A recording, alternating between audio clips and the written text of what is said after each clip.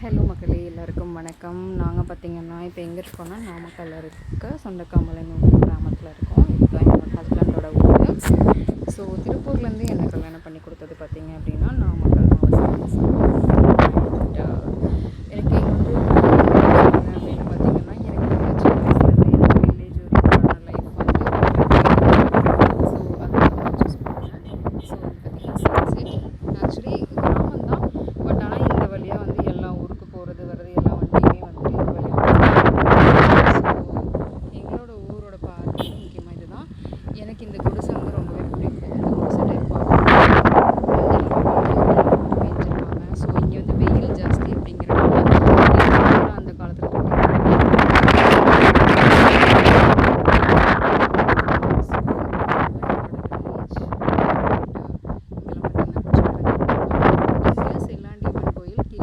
அப்படின்னு நீங்கள் போட்டிங்கனாலே ஒரு ஃபேமஸான டெம்பிள் வரும். அது வந்து நிறைய வெளியூரில் இருக்கிறவங்களுக்கு குலதெய்வம். அண்ட் எட்டுக்கை அம்மன் கோயில் பக்கங்களுக்கு தெரிஞ்சிருக்கும், அதுவும் ரொம்ப பக்கம்தான். ஸோ இது எல்லாமே ஃபுல்லாக என்னோடய இன்லாஸோட சின்ன மாமியார் பெரிய மாமியார் அவங்களோட இது ஃபுல்லாக. நாங்கள் வந்து பார்த்திங்கன்னா நாங்கள் ரெண்டட் ஹவுஸ் தான் உங்களுக்கு காமிச்சிட்ருக்கேன். ஸோ எங்களுக்கு சொந்த வீடு கிடையாது, ரெண்டட் ஹவுஸில் இருக்கும். ஸோ இங்கே வந்தாலே எனக்கு ரொம்ப பீஸ்ஃபுல்லாக இருக்கும். அந்த சைடு ஒரு சின்ன வீட்டில் இருந்தோம். என்ன மாதிரி அது ஒரு சின்னதாக ஒரு சின்ன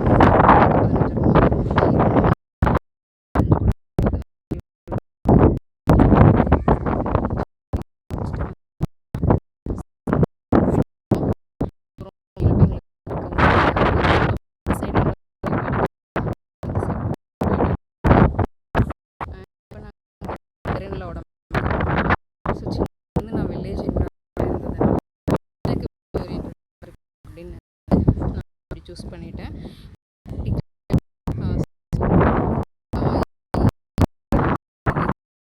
எனக்கு தெரியல. நம்ம ஒரு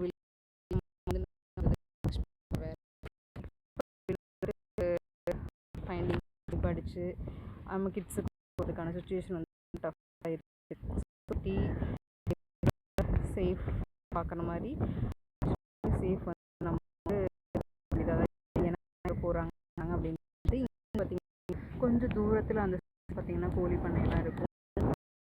பார்த்திங்கன்னா நிறைய வேலை செய்கிறாங்க. தூரம் காலேஜ் இதெல்லாம் வந்து உங்களுக்கு ஸோ இது பிஜி காலேஜோட வந்து பார்த்திங்கன்னா ஸோ இது வந்து ரொம்ப மெமரபிள் பிளேஸ். ஸோ ரொம்ப சென்டிமெண்டலாக வந்து ஒரு பிளேஸ். இது பார்த்திங்கன்னா என்னோட சிஸ்டர் இன்லாஸ் எனக்கு ரொம்ப பிடிக்கும். அவங்க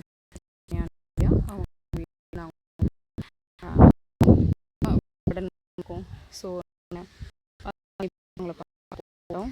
ஸோ இந்த வந்து அவங்களுக்கு கொஞ்சம் உடம்பு சரியில்லை இருக்குது, அதனால் பார்க்க. ஸோ எனக்கு வந்து திவ்யா கொஞ்சம் வந்து அடக்கிறதுக்கு ரொம்ப இருந்தாங்க. முன்னாடியே ரெண்டு க்ளோஸாக இருந்தாங்க ரெண்டு பேருமே. ஸோ அப்படிதான் இதுதான் திவ்யாவோட வீடு. ஸோ அங்கே குட்டீஸ் இருக்காங்க. எனக்கு ரொம்ப பிடிச்ச ஃபேமிலி அப்படின்னா இவங்க. அதுக்கப்புறம் இன்னொரு எல்லா ஃபேமிலி அவங்க இருக்காங்க. அவங்க வீட்லேயும் குழந்தை நிறைய ரொம்ப பிடிக்கும். ஸோ இப்படி தான் ஒரு பீஸ்ஃபுல்லாக சுற்றியும் தென்னந்தோப்பு மரம் இப்படி இருக்குது. ஸோ நான் இப்படி ஒரு சுற்றி தோப்பு இருக்கிற தென்னந்தோப்புக்குள்ளே இருக்கிற வீட்டில் தான் நான் வந்தேன். ஸோ இப்போ வந்து நம்ம கிடக்கிறது ரொம்ப அடாப்டபுளாக இல்லை. ஸோ இதை திங்க் பண்ணும்போது நம்ம ஒரு ராங் டிசிஷன் தான் எடுத்திருக்கோம் அப்படிங்கிறது வந்து அப்பப்போ தோணும். என் அம்மா சொன்னாங்க, அப்போ நான் லிசன் பண்ணலை. பட் ப்ராக்டிக்கலி நம்ம எந்த என்விரான்மெண்ட்டில் வாழ்ந்தோமோ அந்த என்விரான்மெண்ட்டுக்கு அடாப்ட் பண்ணி சூஸ் பண்ணி போய்க்கிறது ரொம்ப பெஸ்ட்டுன்னு நினைக்கிறேன். ஏன்னா இனி வர சூழ்நிலையில் வந்து அது செட் ஆகாது. பட் நம்ம இப்படி தான் சூஸ் பண்ணி இது பண்ணி லைஃப் நம்மளை எப்படியெல்லாம் கொண்டு போகும்னு தெரியாது. மேரேஜ்க்கு முன்னாடி வரைக்கும் நான் ரொம்ப பர்ஃபெக்ட்னு நேம் வாங்கினேன். அந்த பர்ஃபெக்ட் அப்படிங்கிற நேம் தான் வந்து எனக்கு இந்த லைஃப் கொடுத்துச்சு. பட் அதுக்கப்புறம் ஆஃப்டர் மேரேஜ் அந்த பர்ஃபெக்ட் அப்படிங்கிறதே வந்து நிறைய பேர் ஸ்பாயில் பண்ணிட்டாங்க. ஸோ இதுவுமே என்ன சொல்கிறது, திருப்பி இதை ரெக்கவர் பண்ணி நான் கொண்டு வந்துட்டுருக்கேன். ஸோ எல்லாமே எனக்கு நல்லா தான் போய்கிட்டுருக்கு. ஸோ எனக்கு ரொம்ப இந்த பீஸ்ஃபுல்லான ஒரு என்விரான்மெண்ட்டில் வில்லேஜில் தான் வாழணும் அப்படிங்கிறது ஒரு ஆசை. பட் எங்கள் ஊர் சைடு பார்த்திங்கன்னா எல்லாமே அப்படியே சிட்டியாக கன்வெர்ட் ஆகிட்டுருக்கு. அங்கெல்லாம் பீஸ்ஃபுல் லைஃப் அப்படிங்கிறதே கிடையாது. இப்போது சிட்டி மாதிரியே இங்கே வில்லேஜும் வந்தோம் அப்படின்னா இங்கேயும் சேஃப் இருக்குமா அப்படிங்கிறது வந்து எனக்கு இப்போ சொல்ல முடியல. திவ்யாவோட வீடு பார்த்திங்கன்னா அழகழகாக பூவெல்லாம் இருக்கும். ஸோ திவ்யா எப்பவுமே ரொம்ப என்ன சொல்கிறது, நல்லா ரொம்ப அவங்க க்ரியேட்டிவிட்டி அதிகம் திவ்யாவுக்கு. அண்ட் சரண்யா அப்படி தான். சீஸ் லாஸ்ட் இன்றைக்கி அவங்கள மீட் பண்ண முடியல. 2 பேரையுமே 2 மீட் பண்ணலாம். இவர் வந்து பிள்ளையார் மேரேஜ் இப்போ வந்து இவரை தான் கூப்பிட்டோம். ஸோ அதனால் எப்போ வந்தாலும் இவரை கூப்பிட்டுட்டு போயிட்டுருது. ஸோ இப்போ இந்த பிள்ளையார் கோயில் ஸ்ட்ரைட்டாக வீடு இருக்குது. ரெண்டட் ஹவுஸ் சொன்னேன் இல்லைங்களா அது. ஸோ ஹோப்ஃபுல்லி இங்கே எப்போ வந்து ஒரு இடம் வாங்கி வீடு கட்டி இங்கே வந்து செட்டில் ஆகும் அப்படிங்கிறது எனக்கு தெரியல. இங்கே வருவோமா அப்படிங்கிறது எனக்கு தெரியல. என்னோடய சுச்சுவேஷன் வந்து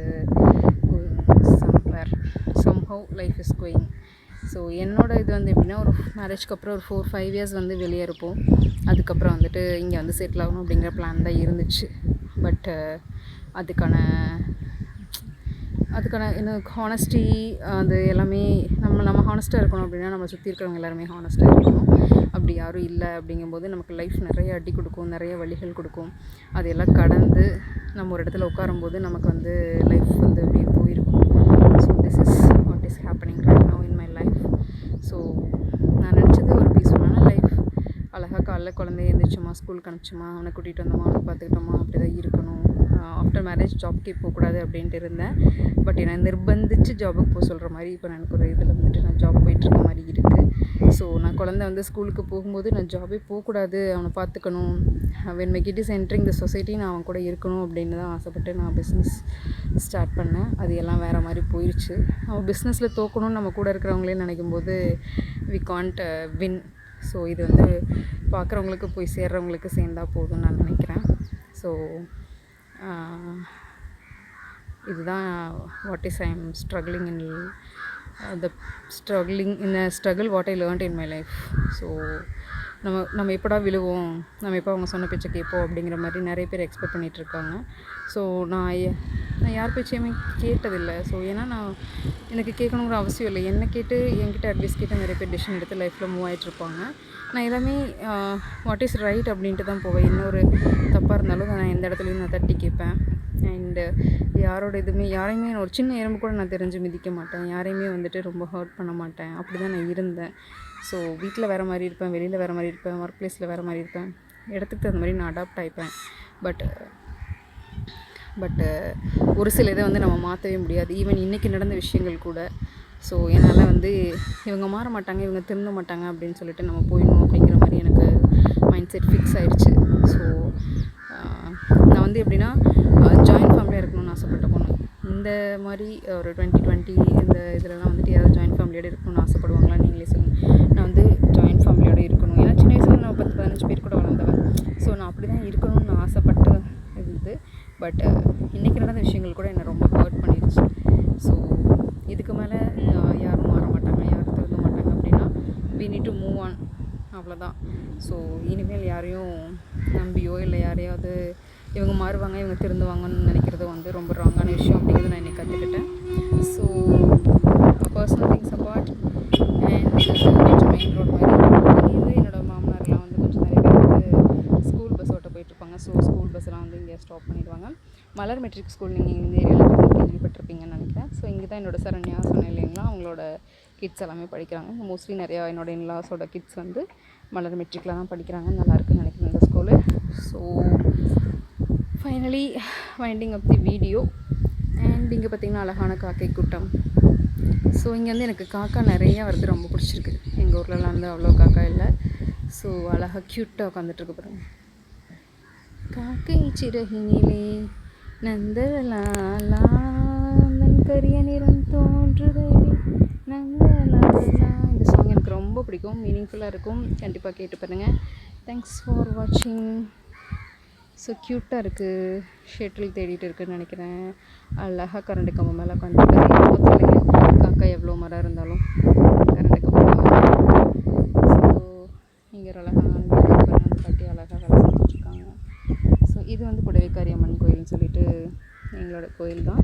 இந்த கோயில் பற்றி நான் உங்களுக்கு ஒரு வீடியோ அப்புறமா போடுறேன். தேங்க்ஸ் ஃபார் வாட்சிங். Bye bye, take care.